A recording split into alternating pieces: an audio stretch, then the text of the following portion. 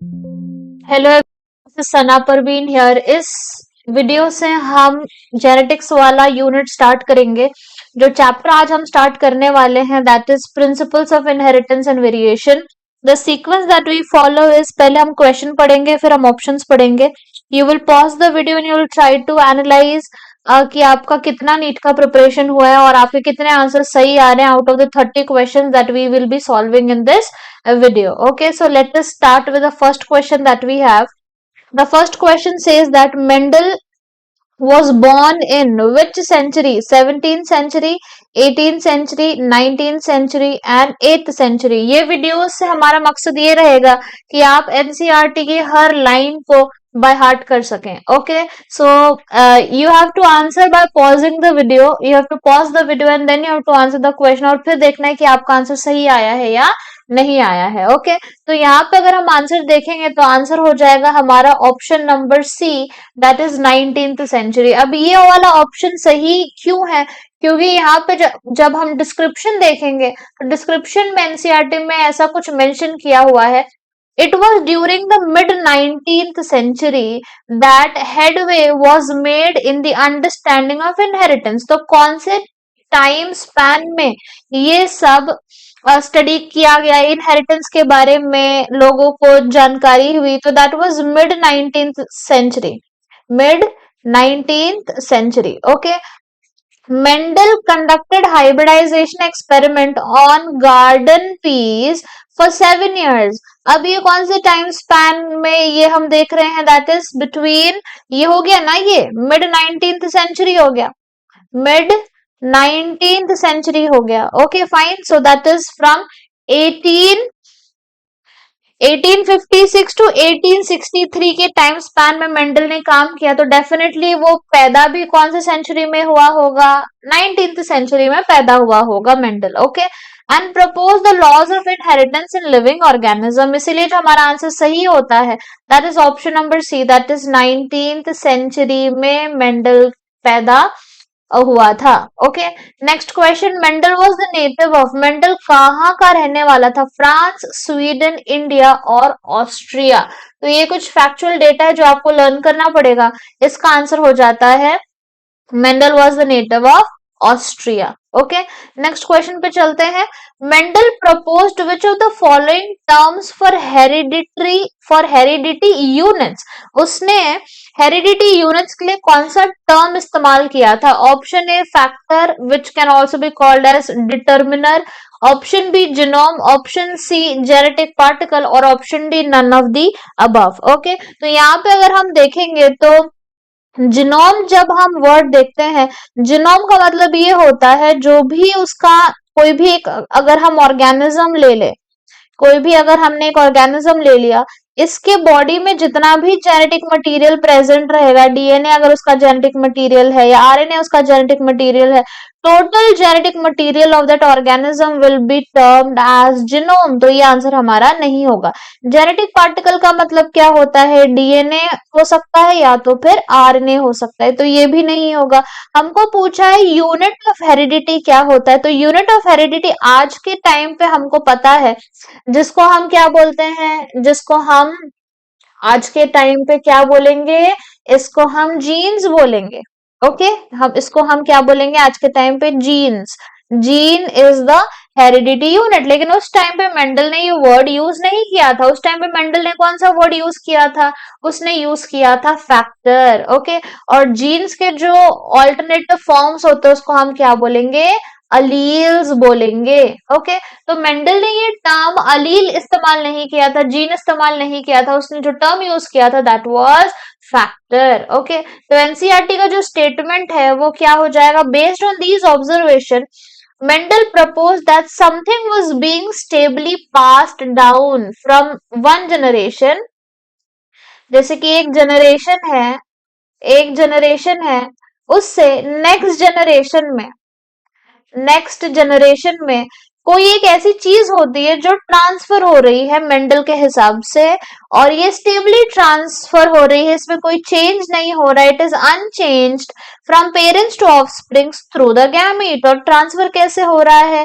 अगर हम जनरेशन 1 को पेरेंट्स ले लें अगर हमने जनरेशन 1 को पेरेंट ले लिया है तो पेरेंट से आगे वाली जनरेशन में क्या ट्रांसफर होता है, गैमीट्स ट्रांसफर होते हैं। Okay, over successive generations he call these things as factors. तो ये एनसीईआरटी में मेंशन है, तो आपको ये वर्ड याद रखना पड़ेगा। Next question, in genetics the use of checker board was done by Mendel, Correns, Punnett और डार्विन। तो अगर हम यहाँ पे देख लेंगे आंसर होता है हमारा प्यूनेट। आपने देखा होगा Punnett square. Okay, so if you see the thing here, अगर मैं आपको कुछ एक मोनोहाइब्रिड क्रॉस यहाँ पे करके बताऊं, मोनोहाइब्रिड क्रॉस, इस मोनोहाइब्रिड क्रॉस में क्या होता है, कैपिटल टी, इसका हमने क्रॉस कर दिया स्मॉल टी से, ये हमारे हो गए पेरेंट्स 1। ओके, ये फर्स्ट जनरेशन ऑफ पेरेंट हो गए। अब ये क्या करेंगे, गैमीट्स बनाएंगे। तो इन्होंने, ओ ऐसा तो नहीं होगा यहाँ पे, 1 सेकेंड, यहाँ पे होगा कैपिटल टी। ओके, तो यहाँ पे इन्होंने क्या बना दिए, गैमीट्स बना दिए हैं, ये गैमीट्स हो गए हैं। अब ये दोनों गैमीट क्या करेंगे, फ्यूज करेंगे, capital T and small T. अब यहाँ पे हम लिखते हैं on self pollination, on self pollination. Okay, तो जब इसका हम सेल्फ पॉलिनेशन कराएंगे इस तरीके से, ये हमारा क्या हो जाता है, ये हमारा हो जाता है फीलियल 1, फीलियल 1। ओके, और फर्स्ट जनरेशन। अब ये हमारा क्या हो जाएगा, पेरेंट 2, सेकंड पेरेंट होगा। अब ये इसके गैमीट्स बनेंगे, इसके जब गैमीट्स बनते हैं capital T, small T, capital T, small T. अब यही गैमीट्स को हम क्या कर देते हैं, इस चेकर बोर्ड में हम डाल देते हैं, capital T, small T, capital T, small T. एक जगह पे हमने मेल पेरेंट के गैमीट्स लिखे हैं, दूसरी जगह पे हमने फीमेल पेरेंट के गैमीट्स लिखे हैं। ओके, यहाँ पे इसको हम क्रॉस कर देंगे ऐसे, capital T, capital T, capital T, small T, capital T, small T and small T and small T. तो ये जो हमने बनाया है यहाँ पे, इसको हम क्या बोलते हैं, इसको हम बोलते हैं प्यूनेट स्क्वायर। तो ये जो चेकर बोर्ड जैसा हमने स्ट्रक्चर बनाया, हमारे क्वेश्चन में क्या पूछा गया था, हमारे क्वेश्चन में ये पूछा गया था कि जो चेकर बोर्ड टाइप स्ट्रक्चर होता है, चेकर बोर्ड टाइप जो स्ट्रक्चर होता है, वो बोर्ड टाइप स्ट्रक्चर किसने दिया था, तो आंसर हमारा क्या हो जाएगा, प्यूनेट ने दिया था। Okay, so let us look at the data here, the production of gamete by the parents, the formation of the zygote, the F1 and the F2 plants, ये हुआ था हमारा F1 हुआ था, ये F1 हो गया था, और ये जो नीचे होगा ये हमारा F2 हो जाएगा, filial 2, generation 2 can be understood from a diagram called as Punnett square. Okay, next question पे चलते हैं। In 1900 CE, 3 biologists independently discovered Mendel's principles. अब मेंडल के बाद में 1900s के टाइम पे जो टाइम स्पैन है, इस टाइम पे ऐसे कौन से 3 साइंटिस्ट आए थे आफ्टर मेंडल, जिन्होंने मेंडल के काम को देखा और उसको आगे बढ़ाने की कोशिश की थी। Okay, option 1 is Hugo de Vries, Correns और Tschermak. Option B Sutton, Morgan, Bridges. Option C Avery, MacLeod, McCarty. Option D Bateson, Punnett and Bridges. Okay, हम सारे ऑप्शंस को एक्सप्लोर नहीं करेंगे, नहीं तो वीडियो बहुत लंबा हो जाएगा। इसमें से कुछ साइंटिस्ट जब हम नेक्स्ट चैप्टर डिस्कस करेंगे वहां पे आ जाएगा। Okay, so let us see this thing here. Answer यहाँ पे हो जाएगा ह्यूगो डिवरीज, कॉरेंस एंड शमार्क। यहाँ पे इसका एक्सप्लेनेशन देख लेते हैं हम। इन 19 एनसीईआरटी का स्टेटमेंट है, in 1900s 3 scientist Hugo de Vries, Correns, Erich von Tschermak independently rediscovered. इन्होंने क्या किया था, मेंडल ने जो काम किया था, मेंडल के काम को इन्होंने वापस से रीडिस्कवर किया था on the inheritance of character. तो हमारा आंसर हो जाएगा option number A. Next question, which of the following has been used for genetic research. ये हमको सारे ऑर्गेनिजम्स यहाँ पे मेंशन किए गए हैं। ये सारे ऑर्गेनिज्म में से हम कौन से वाले ऑर्गेनिज्म को जेनेटिक में रिसर्च के लिए इस्तेमाल करते हैं। Option A Pisum, option B Neurospora, option C E coli and option D all of these. Okay, so answer is going to be here. All of these will be used for the genetic research. Pisum आपको पता ही है, हम वही chapter पढ़ रहे हैं, Pisum sativum. Pisum sativum जिसके ऊपर किसने काम किया था? मेंडल ने काम किया था। इसको हमने याद रखना, it is also garden pea और edible pea, edible pea. Okay, next is Neurospora. क्या होता है? Neurospora is nothing but a fungi, fungus है ये। इकोलाई आपको पता ही होगा, इकोलाई बैक्टीरिया है। ओके, तो हमको यहाँ पे क्या चाहिए होता है ना, हमको जेनेटिक में जो रिसर्च होती है ये सिर्फ एक ही ऑर्गेनिज्म पे तो नहीं होती है, ये बैक्टीरिया के ऊपर हम रिसर्च करते हैं, हम फंगस के ऊपर रिसर्च करते हैं, हम प्लांट्स के ऊपर रिसर्च करते हैं, हम एनिमल्स के ऊपर रिसर्च करते हैं। इसीलिए हमको अलग अलग जेनेटिक मॉडल्स को यूज करना होता है। तो आंसर हमारा क्या हो जाएगा? सारे ही ऑर्गेनिज्म देखेंगे यहाँ पे अगर हम, तो ये प्लांट हो जाता है, प्लांट है, ये फंगस है, ये बैक्टीरिया है, एक्सेट्रा एक्सेट्रा। और फिर हम एनिमल्स भी इस्तेमाल करते हैं, फॉर एग्जाम्पल गिनी पिग हो गया। हम कुछ इंसेक्ट्स इस्तेमाल करते हैं जैसे कि ड्रोसोफिला हो जाता है। Okay, so answer here is going to be option D, all of these. We have already seen this discussion. Okay, अच्छा, अगर आपको ये पीपीटीज चाहिए तो आप मेरे टेलीग्राम चैनल पे विजिट कर सकते हैं, जिसका नाम है सनाज बायोकेमिस्ट्री। वहां पे आपको एक लिंक ट्री का लिंक मिलेगा, वहां जाके आप ये पीपीटीज को आसानी से डाउनलोड कर सकते हैं। Next question, organism of pure line is that which produces individuals of. अगर मैंने कोई भी ऐसा ऑर्गेनिज्म ले लिया है जो कि प्योर लाइन है, प्योर लाइन का मतलब क्या है? प्योर लाइन का मतलब ये है कि आपने यहाँ पे जो क्या बोलेंगे उसको, जो क्रॉस करवाया है वो सिमिलर टाइप के ऑर्गेनिज्म के बीच में क्रॉस करवाया। जैसे कि फॉर एग्जांपल मेरा जो क्रॉस है ये हो गया टॉल ट्री, कैपिटल टी, इसी का क्रॉस मैंने सेम टाइप ऑफ ऑर्गेनिज्म से करवाया है, that is again capital T. Okay, अगर मैं इस टाइप का क्रॉस कराती हूँ तो ये प्योर लाइन क्रॉस है। या तो फिर अगर मेरा क्रॉस इस तरीके का है, अब मैंने क्रॉस कराया है small T into another cross is also small T, तो ये भी क्या है? प्योर लाइन का क्रॉस है। ओके, अब इनके जो जनरेशंस पैदा होंगे वो इन्हीं के जैसे होंगे, क्योंकि आपने अगर टॉल प्लांट यूज किया तो जनरेशन भी क्या होगा? टॉल ही होगा। अगर आपने शॉर्ट प्लांट का क्रॉस कराया तो जनरेशन भी क्या होगा? शॉर्ट ही होगा। तो इसको हम बोलते हैं pure line crossing. Okay, answer क्या हो जाएगा? It will always produce dominant character, no not always, क्योंकि यहाँ पे प्योर लाइन में जब हमने क्रॉस कराया था तो ये तो रिसेसिव वाला भी बन रहा था। ओके, तो जरूरी नहीं है कि हमेशा डोमिनेंट ही बने या हमेशा रिसेसिव ही बने, इंटरमीडिएट तो नहीं बनेगा, क्योंकि आपने जो क्रॉसिंग कराई है प्योर लाइन क्रॉसिंग कराया, आपने हाइब्रिडाइजेशन नहीं करवाया यहाँ पे। ओके, आंसर यहाँ पे क्या हो जाएगा? Its own character. जैसे कैरेक्टर्स पेरेंट्स में होंगे उसी टाइप के कैरेक्टर्स ऑफ स्प्रिंग में भी हमको दिखाई देंगे। ओके, तो आंसर क्या हो जाएगा? Its own characters. A true breeding line is one that having undergone continuous self pollination, आपने यहाँ पे क्या करा है? आपने यहाँ पे कराया है सेल्फ पॉलिनेशन। यहाँ पे भी हमने क्या कराया है? सेल्फ पॉलिनेशन, मतलब सेम टाइप के ऑर्गेनिज्म के बीच में हमने पॉलिनेशन करवाया है, क्रॉसिंग कराई है। shows the stable trait inheritance and expression of several an expression for several of the generations. Okay, fine, so we move ahead now. Mendel is famous for his work on, I mean इससे simple question और कोई हो ही नहीं सकता है। Mendel ने किसके ऊपर काम किया था? आंसर हमारा क्या हो जाएगा? पाइसम, ड्रोसोफिला, न्यूरोस्पोरा और ओइनोथेरा।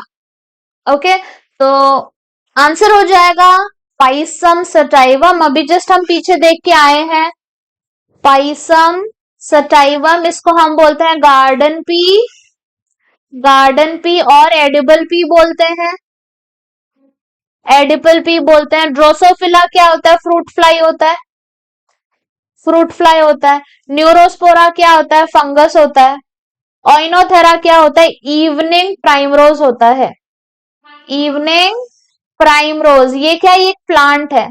तो मैंने आपको पहले भी बताया था कि जो रिसर्च होती है अलग अलग टाइप के ऑर्गेनिज्म के ऊपर होती है, लेकिन जो हमारा सवाल है वो सवाल में मेंडल के काम के बारे में पूछा गया है, ना कि जेनेटिक रिसर्च के बारे में। तो आंसर हमारा हो जाएगा option A, that is Pisum sativum. Okay, next question, the main reason for the success of Mendel was, ऐसा क्या रीजन था कि मेंडल के एक्सपेरिमेंट सक्सेसफुल हो गए थे?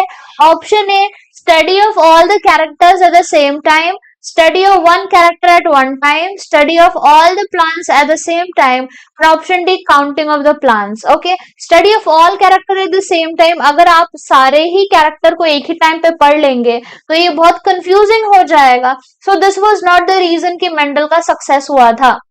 ओके, मेंडल के एक्सपेरिमेंट का सक्सेस हुआ था।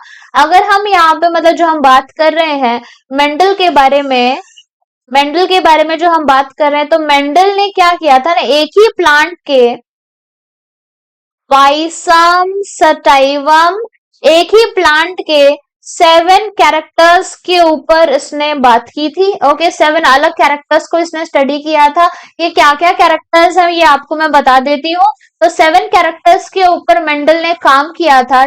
ट्री का नाम था पाइसम सटाइवम। तो उसने सातों कैरेक्टर को एक साथ नहीं पढ़ा था, उसने एक कैरेक्टर को एक टाइम पे पढ़ा था, एक कैरेक्टर को एक टाइम पे पढ़ा था। फॉर एग्जाम्पल, मेरा कोई एक्सपेरिमेंट मतलब कोई एक रिसर्चर है, उसको ह्यूमंस के ऊपर एक्सपेरिमेंट करना है, तो ह्यूमन के अंदर तो बहुत सारी कैरेक्टरिस्टिक्स होती है।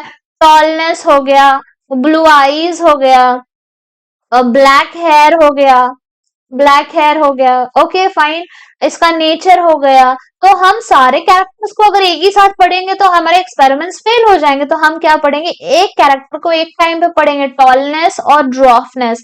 वही मेंडल ने किया था। Out of the 7 characters that he was having, he studied only one character at one time. That was the reason of the success of Mendel. Okay, तो study of all the character नहीं है, study of one character eight one time, study of all the plants. All the plants के बारे में हम बात ही नहीं कर रहे हैं। जहां पे ऐसे एक्सट्रीम स्टेटमेंट्स आ जाते हैं ना, ऑल, नन, वो थोड़े से हमको ध्यान देना पड़ता है उन ऑप्शंस के ऊपर। तो ये ऑप्शन भी हो जाएगा गलत, ये ऑप्शन भी हो जाएगा गलत। तो आंसर हो जाएगा हमारा study of one character eight one time. Mendel selected 14 true breeding P plant varieties. उसने 7 कैरेक्टर्स को देखा था, उसमें वैरायटीज कितनी थी, उसमें वैरायटीज थी 14 वैरायटीज। ओके, जहां पे ये okay, what was the 7 characters that he was studying. तो एनसीईआरटी में एक टेबल है, टेबल 5.1, जहां पे आप ये कैरेक्टर्स और उसके कॉन्ट्रास्टिंग 14 ट्रेट्स को भी आप देख सकते हैं। तो I am just gonna mention here कि यहाँ पे कौन कौन से कैरेक्टर्स उसने स्टडी किए थे मेंडल ने। फर्स्ट कैरेक्टर था स्टेम की हाइट, स्टेम की हाइट। सेकंड कैरेक्टर था फ्लावर का colour, flower colour. Third character था फ्लावर का पोजिशन, फ्लावर का पोजिशन। फोर्थ कैरेक्टर था पॉड का शेप, पॉड का शेप। फिफ्थ कैरेक्टर था पॉड का कलर। सिक्स्थ कैरेक्टर था सीड का शेप।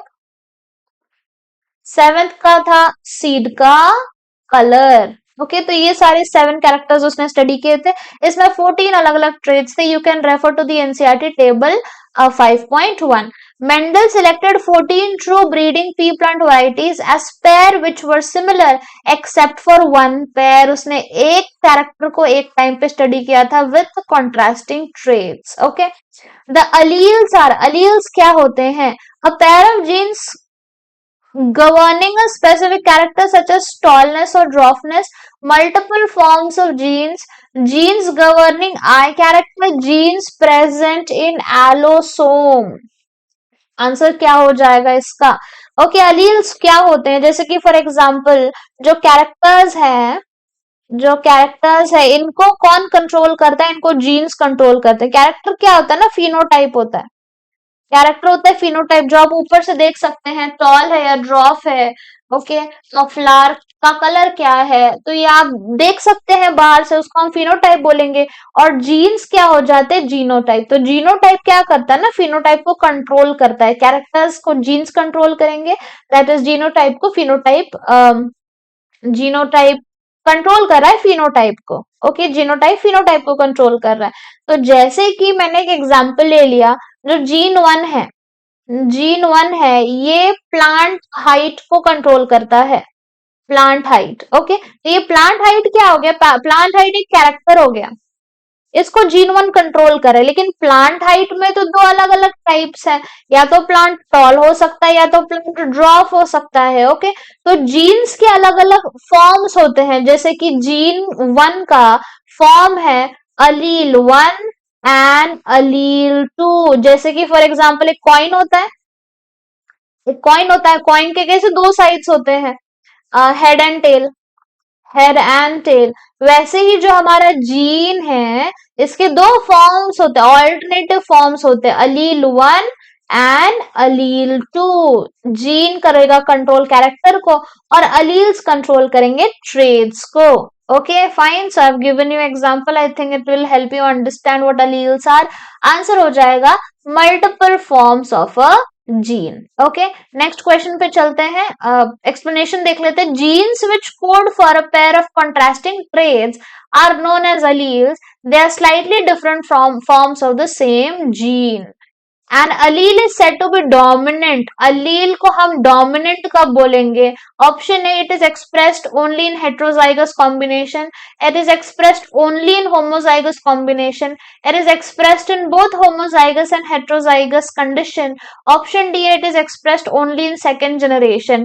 तो हम डोमिनेंट किसको बोलते हैं? डोमिनेंट हम ये बोलते हैं, देखो मैंने आपको पहले भी बताया था, जहां पे एक्सट्रीम वर्ड्स आ जाते हैं वो ऑप्शन थोड़े से हमको ध्यान देने होते हैं। तो option A, option B, option D गलत हो जाते हैं। आंसर हमारा हो जाएगा option C, it is expressed in both homozygous and heterozygous condition.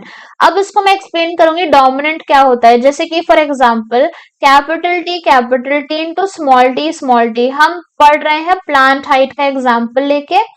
Plant height ये हो सकता है, ये टॉल हो जाएगा प्लांट, और ये क्या हो जाएगा? ड्रॉप हो जाएगा। ओके, यहाँ पे ये कौन सी कंडीशन हो गई? ये होमोजाइगस हो गई, होमोजाइगस कंडीशन हो गई। जिनको होमोजाइगस हेट्रोजाइगस नहीं पता है, होमोजाइगस, होमो का मतलब क्या होता है? होमो का मतलब होता है सेम, होमो का मतलब सेम होता है। ओके, तो ये कैपिटल टी होमोजाइगस है, स्मॉल टी दो एग्जाम्पल मैंने आपको बताए हैं, ये दोनों होमोजाइगस कंडीशन है। हेट्रोजाइगस क्या हो जाएगा? हेट्रोजाइगस मतलब हो जाएगा डिफरेंट। ओके, तो ये कैपिटल टी स्मॉल टी हो गए, ये जो कंडीशन है ये हेट्रोजाइगस है। तो होमोजाइगस में भी डोमिनेंट, डोमिनेंट क्या है? हमारा कैरेक्टर टॉल, हमारा कैरेक्टर डोमिनेंट है, तो होमोजाइगस कंडीशन में भी जो प्लांट होगा वो टॉल होगा। और इनका जब क्रॉस हो के, आपको अगर मोनोहाइब्रिड क्रॉस पता है, इनका जो फीलियल वन जनरेशन होता है उसमें कैपिटल टी स्मॉल टी होता है, यहाँ पे भी प्लांट्स क्या होते हैं? टॉल होते हैं। होमोजाइगस कंडीशन मैंने आपको बता दी है, हेट्रोजाइगस कंडीशन में भी डोमिनेंट वाला एक्सप्रेस हो जाएगा। ओके, लेकिन अगर हम रिसेसिव वाले के बारे में बात करेंगे, तो जब होमोजाइगस कंडीशन है, हम रिसेसिव वाले के बारे में बात करेंगे, होमोजाइगस कंडीशन में वो एक्सप्रेस होगा, हेट्रोजाइगस कंडीशन में रिसेसिव वाला एक्सप्रेस नहीं हो पाएगा। तो ये अगर रिसेसिव के लिए क्वेश्चन आएगा तो आप बोलोगे सिर्फ होमोजाइगस में ये एक्सप्रेस होता है, हेट्रोजाइगस में एक्सप्रेस नहीं होता है। क्यों नहीं एक्सप्रेस हो रहा है? क्योंकि डोमिनेंट ने इसको क्या कर लिया है? डोमिनेंट ने उसको एक्सप्रेस नहीं होने दिया है। ओके, लेकिन डोमिनेंट वाले के लिए homozygous as well as heterozygous दोनों में भी एक्सप्रेशन दिखाई देगा। Next question, which of the following sequence of, आपको ये जो इवेंट्स गिवन है इवेंट 1 2 एंड 3, आपको इसको लगाना है एक पर्टिकुलर सीक्वेंस में। तो you can pause the video and you can try to answer the question.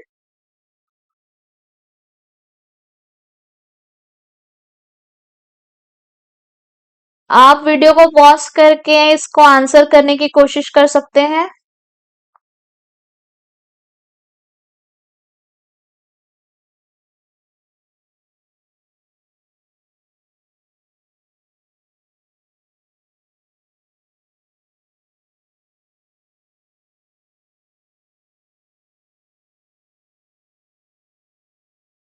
Okay, let us see now. Event one जो है that is formation of the chromosomal theory of inheritance. ये actual में जो question है ना, ये दोनों chapter से मिला के दे दिया गया है, principles of inheritance and molecular basis of inheritance. Okay, तो question event one is formation of the chromosomal theory of heredity. Event 2, experiments which proved that DNA is the heredity material. Option 3, event 3 that is Mendel's law of inheritance and its discovery. बस मतलब simple सा है।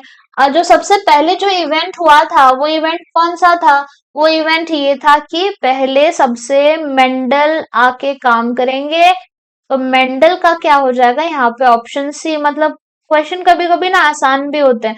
तो Mendel हमको पता था, Mendel ने ही शुरुआत की है ना। फादर ऑफ जेनेटिक्स किसको बोला जाता है? मेंडल को बोला जाता है। तो मेंडल का काम पहले आएगा। Option C will be the answer. तो ये पहला इवेंट हो जाएगा। उसके बाद में formation of the chromosomal theory of heredity, जब हम आगे वीडियोस बनाएंगे उसमें क्रोमोसोमल थ्योरी हम डिस्कस करेंगे।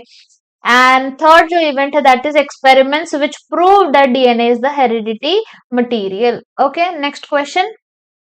When a true breeding pea plant which has yellow seeds is pollinated by a plant that has green seeds, then all the F1 plants have yellow seeds. This means that the allele for the yellow is, यहाँ पे अगर हम देखेंगे तो एक cross किया गया है true breeding plant which has yellow seeds.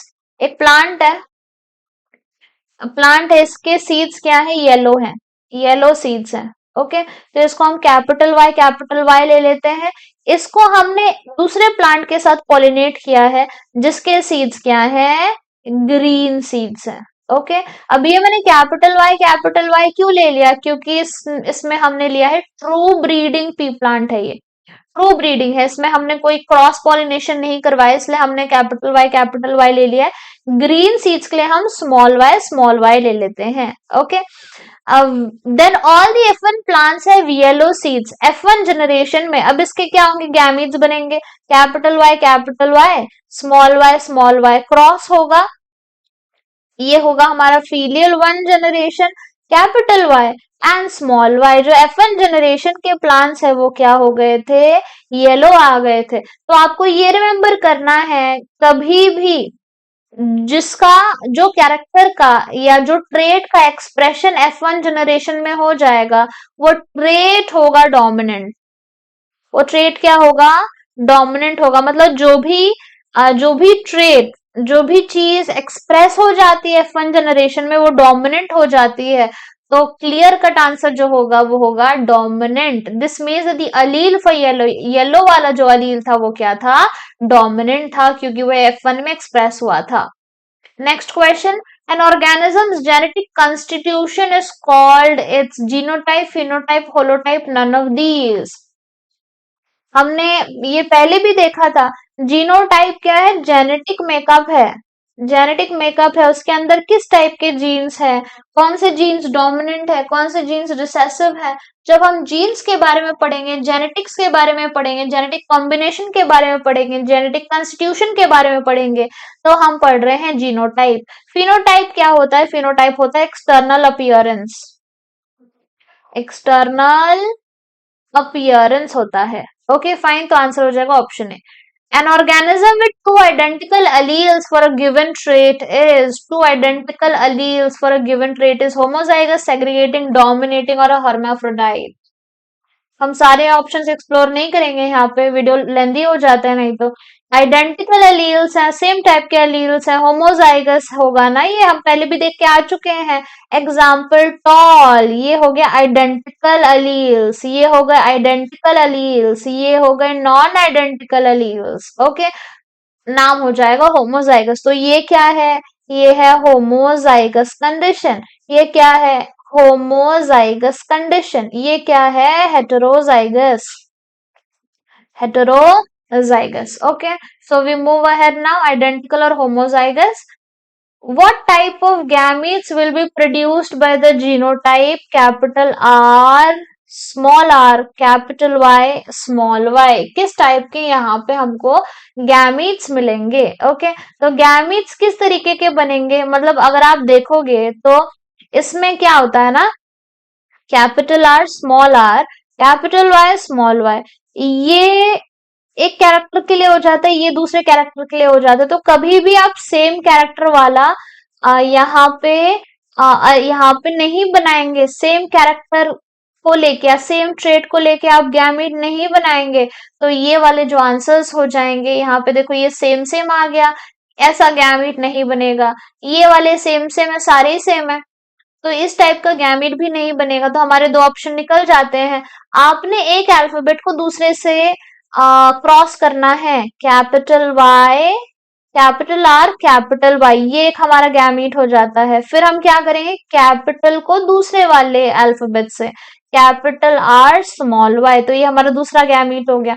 Then what we do is, अब हम इस वाले को लेंगे, स्मॉल आर को कैपिटल वाई के साथ में, small R capital Y, and फिर हम लेंगे स्मॉल आर को स्मॉल वाई के साथ में। ओके, तो चार टाइप के गैमीट्स बन चुके हैं।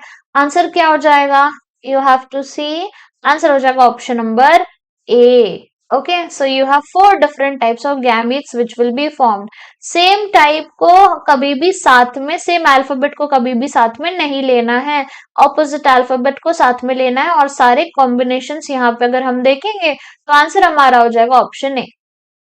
Which genotype characterizes an organism that is heterozygous for 2 genes? हमारे पास देखो 2 जीन्स गिवन है, एक तो ये जीन हो गया, मतलब मैं ऑप्शन ए लेके देख रही हूँ, एक तो ये जीन हो गया और ये तो दूसरा जीन हो गया। लेकिन ये जो जीन है ये होमोजाइगस है, ये वाला जीन है हेट्रोजाइगस है, हेट्रोजाइगस है। तो हमको ये बोला गया है कि इस जीनोटाइप में दोनों भी हेट्रोजाइगस कौन से हैं, दोनों भी हेट्रोजाइगस कौन से, देखो ये तो हेट्रोजाइगस है, ये तो हेट्रोजाइगस है, लेकिन ये होमोजाइगस हो गया, राइट। ये यहाँ पे दोनों भी होमोजाइगस है, सेम है, दोनों भी होमोजाइगस। तो आंसर हमारा ऑप्शन डी होगा, क्योंकि ये हो गया हेट्रोजाइगस और ये भी हो गया हेट्रोजाइगस, दोनों भी क्या है, हेट्रोजाइगस है। Okay, next question, the dwarfness in plant of F2 generation is recessive, dominant, both A and B, and option D is none of these. F2 generation में अगर हम देखेंगे ड्वार्फनेस इन F2 जनरेशन को अगर हम देखेंगे तो ड्वार्फनेस रिसेसिव है या डोमिनेंट है।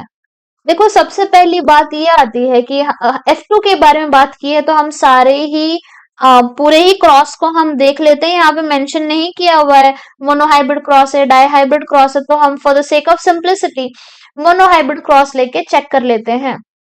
Monohybrid cross, monohybrid cross, okay, तो हमने मोनोहाइब्रिड क्रॉस ले लिया है। हमने लेना है plant height, plant height, plant height क्या है, capital T into small T, okay, इस तरीके का हो जाएगा। तो ये हमारा कैपिटल टी क्या है, डोमिनेंट है, स्मॉल टी क्या है, रिसेसिव है। गैमीट्स बनेंगे कैपिटल टी स्मॉल टी, ये गैमीट्स फ्यूज हो जाएंगे capital T small T. Then we go on self pollination, जब हम, ये कैपिटल है, कैपिटल, अब जब हम सेल्फ पॉलिनेशन कराएंगे तो इस तरीके का ये सेल्फ पॉलिनेशन होता है। फिर हमने ये गैमीट्स बनाने हैं वापस से, capital T small T, capital T small T, okay. Then we go for Punnett square, एक जगह पे मेल के गैमीट्स, एक जगह पे फीमेल के gametes, capital T small T, capital T small T, ये इससे क्रॉस होगा कैपिटल टी, ये इससे क्रॉस होगा कैपिटल टी स्मॉल टी, ये इससे क्रॉस होगा कैपिटल टी स्मॉल टी, ये इससे क्रॉस होगा स्मॉल टी, ओके। तो अगर हम यहाँ पे देखें तो ये जो वाला पार्ट है ये क्या हो जाएगा, ये हो जाएगा टॉल, कैपिटल टी टॉल है, कैपिटल टी स्मॉल टी भी टॉल है, क्योंकि यहाँ पे एक डोमिनेंट वाला अलील प्रेजेंट है जो रिसेसिव वाले को एक्सप्रेस नहीं होने देगा। यहाँ पे ये भी क्या हो जाएगा, टॉल हो जाएगा कैपिटल टी स्मॉल टी। एक ही ऐसा प्लांट है जो शॉर्ट रह जाएगा, एक ही ऐसा प्लांट है जो शॉर्ट रह जाएगा, शॉर्ट और ड्रॉफ रह जाएगा, small T and small T, okay. तो dwarfness of the plant in F2 generation is, F2 generation में तो ये क्या हो गया, ड्रॉफनेस तो रिसेसिव हो गया ना, ड्रॉफनेस क्या हो गया, रिसेसिव हो गया, इसके कम प्लांट्स आए हैं, ये वाला हो जाएगा हमारा dominant, that is tallness. Tallness dominant है इसलिए तो उसके ज्यादा प्लांट हुए। रिसेसिव क्या है, रिसेसिव हमारा ड्रॉफनेस है इसलिए इसके प्लांट्स क्या हो गए, कम हो गए। आंसर हो जाएगा option A recessive. Next question, when heterozygous tall plant are self-pollinated, then tall and dwarf plant are obtained. This explains law of purity of gamete, law of segregation, division in spores or independent assortment. Independent assortment क्या हो जाएगा, answer क्या हो जाएगा? When heterozygous tall plant are self-pollinated, then tall and dwarf both are obtained. When heterozygous tall plant are self-pollinated, इसमें मतलब हम पहले स्टेटमेंट का मीनिंग समझ लेते हैं। heterozygous tall क्या होता है, ये heterozygous tall है। अब heterozygous tall को हमने क्या करना है, सेल्फ पॉलिनेट करना है, ये गैमीट्स बनाएंगे। गैमीट्स बनाएंगे तो आगे जाके अभी हमने देखा कि जो तीन प्लांट थे, ये जो तीन प्लांट मैंने लिखे हैं यहाँ पे, ये क्या हो गए, ये सारे टॉल हो गए हैं। और एक जो मैंने लिखा ये क्या हो गया, ये ड्रॉप हो गया। मतलब हमने लिए कौन से प्लांट थे, हमने तो टॉल ही लिए थे ना। ये क्या है, हेट्रोजाइगस टॉल है। लेकिन अगर हम प्लांट देखें तो टॉल और ड्रॉप दोनों बन रहे हैं। इसका मतलब ये होता है कि जब सेग्रीगेशन हो रहा है, कैपिटल टी स्मॉल टी अलग अलग हो रहे हैं, तब तब क्या हो जाएगा, अ, तब क्या हो जाएगा, कैसे बोलेंगे हम इसको, ये क्या हो गए, ये अलग हो गए हैं, ये साथ में नहीं रहे हैं, ये अलग हो गए हैं, ये अलील्स अलग हो गए हैं। तो आंसर हमारा क्या हो जाएगा, लॉ ऑफ सेग्रीगेशन। ओके, अलग हुए हैं तभी तो ये से जाके कंबाइन हो पाया, तभी हमको क्या मिला था, ड्वार्फ प्लांट मिला था। तो अलग होते हैं गैमेट फॉर्मेशन के टाइम पे, जो अलील्स है ये अलग हो जाते हैं। आंसर हो जाएगा लॉ ऑफ सेग्रीगेशन। अच्छा ओके, एनसीईआरटी का स्टेटमेंट भी है, when the tall and dwarf plant produce gametes by the process of meiosis, the alleles of the parental pair separate और segregate। alleles जो पेरेंट्स के वो सेपरेट हो जाते हैं। ये हमारे पेरेंट्स थे, इनके अलील क्या होते हैं, इनके अलील्स हो जाते हैं सेपरेट। अलील्स क्या हो गए, सेपरेट हो गए। Okay, from each other and only one allele is transmitted to the gamete. और ये अलील सेपरेट होने के बाद एक ही अलील गैमीट में जा रहा है, ये अलील दूसरे गैमीट में जा रहा है, ये अलील तीसरे गैमीट में जा रहा है, ये अलील चौथे गैमीट में जा रहा है। ओके, आंसर होगा option B. Next question, Mendel's principle of segregation was based on the separation of alleles in the garden pea during pollination, embryonic development, seed formation और गैमीट फॉर्मेशन। अभी हमने देखा गैमीट बनने के टाइम पे, meiosis के time पे separate हो रहे थे ना, capital T small T into capital T small T. हम जब सेल्फ पॉलिनेशन कराना था तो ये पेरेंट्स हो गए, हम क्या बोलते हैं यहाँ पे, गैमीट बनता है ना, capital T small T, capital T small T, gamete बन रहा है। यस और नो, तो गैमीट बनने के टाइम पे ही सेपरेशन होता है, सेग्रीगेशन होता है। Next question, which of the following is the dominant character according to Mendel. Mendel के हिसाब से डोमिनेंट कैरेक्टर कौन सा है, आपको मैंने पहले भी बोला था, आपने रेफर करना है टेबल 5.1 एनसीईआरटी का, आपको आंसर मिल जाएगा। हम सारे ऑप्शंस एक्सप्लोर नहीं कर पाएंगे अनफॉर्चुनेटली। आंसर यहाँ पे क्या हो जाएगा, ऑप्शंस अगर हम देखें तो okay, drop, terminal, wrinkle, white, yellow, answer हो जाएगा option D, green coloured pod and rounded seeds. You can go refer to the table for more of the details. Next question, in Mendelism the linkage was not observe due to. अच्छा, एक concept है linkage का concept जब हम आगे videos बनाएंगे उसमें linkage हम देखेंगे। In Mendelism linkage was not observed due to, linkage का मतलब क्या होता है ना, फॉर एग्जाम्पल यहाँ पे ना दो अलील्स प्रेजेंट है, capital A and small B. जब गैमीट बनते हैं जब गैमीट बनते हैं, लिंकेज के कॉन्सेप्ट में ये होता है कि ये जो जीन्स है ना, ये लिंक्ड रहते हैं, गैमीट बनने के बाद भी ये सेपरेट नहीं होते हैं। हमने पहले देखा ना मेंडल के केस में, कैपिटल टी स्मॉल टी, जब गैमीट हमको बनाना था तब ये सेपरेट हो जा रहे थे, कैपिटल टी अलग हो रहा था, स्मॉल टी अलग हो रहा था। लेकिन लिंकेज में क्या होता है ना कि ये जो अलील्स हैं या जो जीन्स है ये सेपरेट नहीं होते हैं, साथ में ही प्रेजेंट रहते हैं। In Mendelism the linkage was not observe due to, Mendel के टाइम पे लिंकेज हमने क्यों नहीं देखा? Due to mutation, independent assortment, synapsis और क्रॉसिंग ओवर। आंसर क्या हो जाएगा? In Mendelism the linkage was not observed due to independent assortment. हम मेंडलिज्म में ये पढ़ रहे थे कि जो अलील्स हैं ये अपने आप को इंडिपेंडेंटली असॉर्ट करते हैं, लिंक्ड नहीं रहते हैं, इंडिपेंडेंटली सेपरेट हो जाते हैं। Next question, Mendel's law of heredity can be explained with the help of mitosis, meiosis, both mitosis, meiosis and none of these. अगर आपने पिछले वाले क्वेश्चंस ठीक से देखे हैं तो आंसर यहाँ पे हो जाएगा मियोसिस। आपको मैं एनसीईआरटी का स्टेटमेंट दिखाती हूँ, ये देखिए, when tall and dwarf plant produce gametes, देखो हमको गैमीट्स बनाना है तो ऑब्वियसली गैमीट बनाने का प्रोसेस कौन सा होगा? मियोसिस का प्रोसेस होगा, यस और नो? तो आंसर क्या हो जाएगा? मियोसिस। आंसर क्या हो जाएगा? Meiosis. Okay, next question, a cross between plant having capital R capital Y and small Y composition will yield maximum plant with. अब अगर हम ये क्रॉस करवाएंगे तो मैक्सिमम जो प्लांट्स होते हैं वो किस टाइप के होंगे? Option A round and yellow seeds, option B round and green seeds, option C wrinkled and yellow seeds, option D wrinkled and green seeds. Okay, तो ये जो क्रॉस गिवन है हमको यहाँ पे, ये जो क्रॉस है ये क्या है? ये डायहाइब्रिड क्रॉस है। ये क्रॉस किस टाइप का है? डायहाइब्रिड क्रॉस है। मैं पूरा क्रॉस तो यहाँ पे नहीं बता सकती, लेकिन अब जब हम डायहाइब्रिड क्रॉस करेंगे यहाँ पे ना इसका रेशियो निकल के आता है। हमको ये जो रेशियो पूछा है, ये क्या पूछा है हमको? फिनोटाइप वाला रेशियो पूछा है, क्योंकि फिनोटाइप मतलब एक्सटर्नल अपीयरेंस होता है, एक्सटर्नल अपीयरेंस होता है, मतलब यही चीज हमको यहाँ पे दिखाई देती है, यस और नो? तो अगर इसका जब हम रेशियो देखेंगे तो फिनोटाइपिक जो रेशियो निकल के आता है दैट इज 9:3 3:1। जो 9 प्लांट्स होंगे, हमको टोटल 16 प्लांट्स मिलते हैं, जो 9 प्लांट्स होंगे इसमें कैसे सीड्स होंगे? राउंड एंड येलो सीड्स होंगे।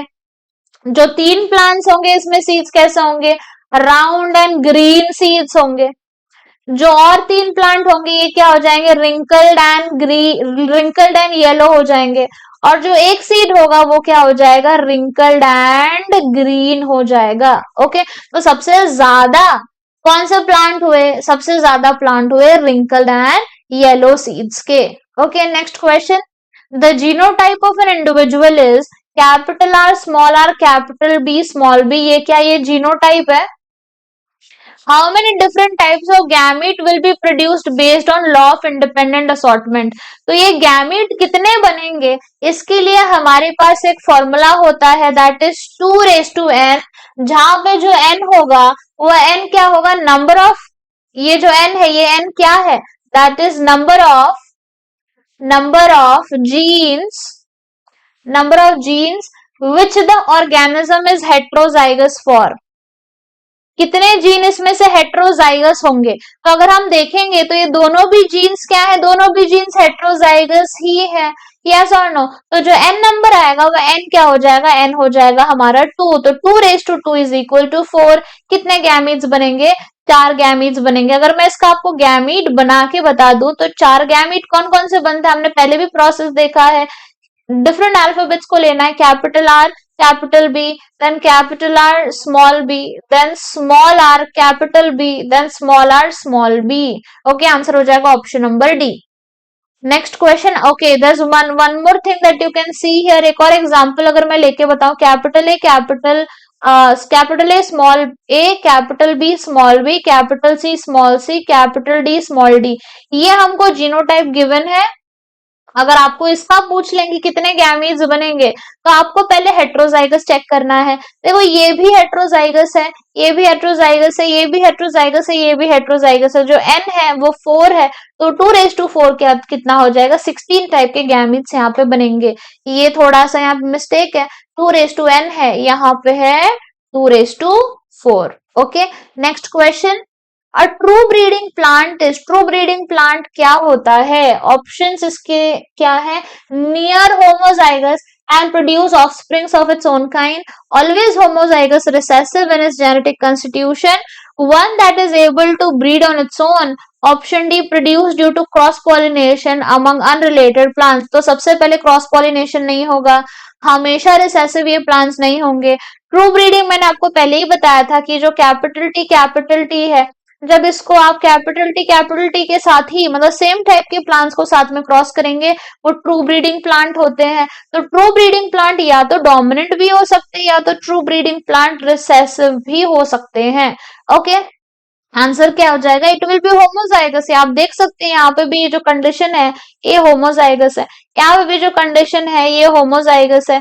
अगर जब हेट्रोजाइगस कंडीशन आ जाती है, मतलब आपने सेम टाइप के प्लांट्स को क्रॉस नहीं कराया था, आपने अलग अलग टाइप के प्लांट्स को क्रॉस करा दिया था, जैसे कि ये टॉल है और ये ड्रॉफ है।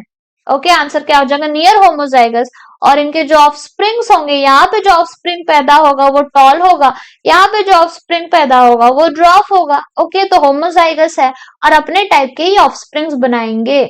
नेक्स्ट क्वेश्चन, मेंडल के एक्सपेरिमेंट में nature of seed coat, flower colour, position of the flower, pod colour, stem height are refer to as, ये क्या बता रहा है, सारी चीजें हम एक्सटर्नली देख सकते हैं, तो ये बता रहा है हमको फिनोटाइप।